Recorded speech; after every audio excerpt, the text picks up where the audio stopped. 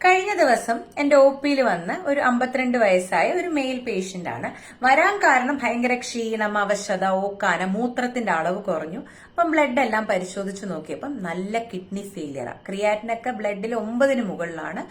നല്ലൊരു severe failure ആയതുകൊണ്ട് തന്നെ ഡയാലിസിസ് ഒക്കെ തുടങ്ങേണ്ടി വന്നു. ആൾക്ക് വേറെ പ്രശ്നമൊന്നും ഇല്ലായിരുന്നു. പെട്ടെന്ന് ക്രിയാറ്റിനും കൂടിയതാണ്.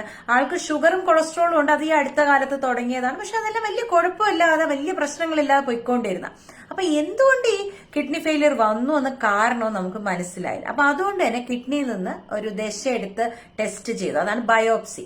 അപ്പൊ ഈ കിഡ്നിയുടെ ബയോപ്സിയിലാണ് മനസ്സിലായത് ഈ വ്യക്തിയുടെ കിഡ്നി നിറയെ കാൽഷ്യം ഓക്സലേറ്റിന്റെ ക്രിസ്റ്റൽസ് ആയിരുന്നു.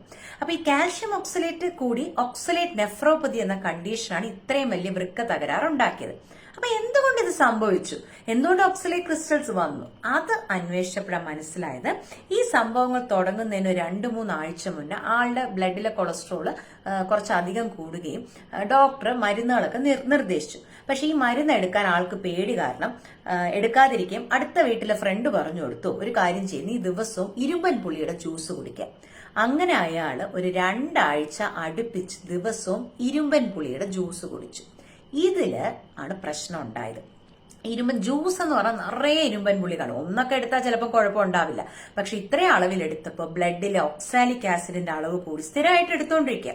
അത് ഈ ഓക്സലേറ്റ് പോയി കിഡ്നിയിൽ അടിഞ്ഞുകൂടി തടസ്സമുണ്ടാക്കി ഓക്സലേറ്റ് നെഫ്രോപ്പതി, സിവിയർ വൃക്ക തകരാറും ഉണ്ടാക്കി. അപ്പോ ഈ ഒറ്റമൂലികളൊക്കെ തേടി പോകുന്നതിൽ ശ്രദ്ധിക്കണം. പ്രത്യേകിച്ച് ഇരുമ്പൻ പുളി അതൊരു ഒരുപാട് കേസസ് റിപ്പോർട്ട് ചെയ്തിട്ടുണ്ട്. ഇതിന്റെ ജ്യൂസ് കൊളസ്ട്രോൾ കുറയാനും മറ്റു കാരണങ്ങൾക്കും എല്ലാം കുടിച്ച് വൃക്ക തകരാറ് വന്ന ഒരുപാട് കേസസ് ഉണ്ട്. അതുകൊണ്ട് വളരെയധികം നമ്മൾ ശ്രദ്ധിക്കണം. വെളുക്കാൻ തേച്ചത് പാണ്ടാകാൻ പാടില്ല.